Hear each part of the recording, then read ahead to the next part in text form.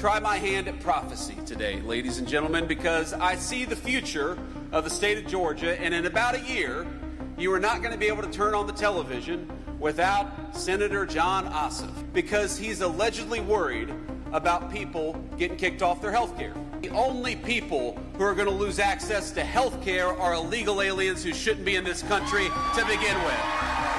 So it's not about kicking people off of health care, it's about kicking illegal aliens the hell out of this country so that we can preserve health care for the American families who need it. To be very frank, I think that the Vice President is coming on a damage control mission, because defunding hospitals and nursing homes to cut taxes for the wealthiest people in the country is not popular here in Georgia.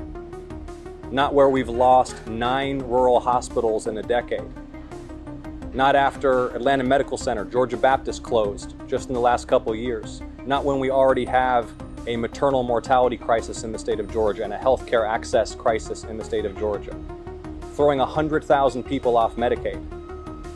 So the Vice President is here because Georgians understand that defunding hospitals and nursing homes to cut taxes for the wealthiest people is bad for Georgia. The Vice President's here to defend that policy. We're trying to make America great for Americans again. In 1996, in Atlanta, when the Olympics was coming through, Atlanta very famously rounded up people who were homeless on the street downtown, bought them bus tickets, and sent them out of town and often out of state.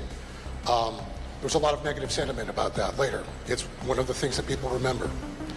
I am concerned that in the press to eliminate encampments in D.C., something similar to that is happening. What is happening to the people who are homeless, often poor, often have a mental health problem or a drug problem? Where are they actually going when these encampments are being broken? The question betrays a certain misunderstanding of what we're trying to do. We convinced ourselves that it's compassionate to allow a person who's obviously a schizophrenic or suffering from some other mental illness. Why is it compassionate to let that person fester in the streets? Have clear physical health issues. They're not properly clothed, they're not properly cared for. Some of them are wasting away. The compassionate thing, not to let them sit on the streets and yell at our people while they're walking by.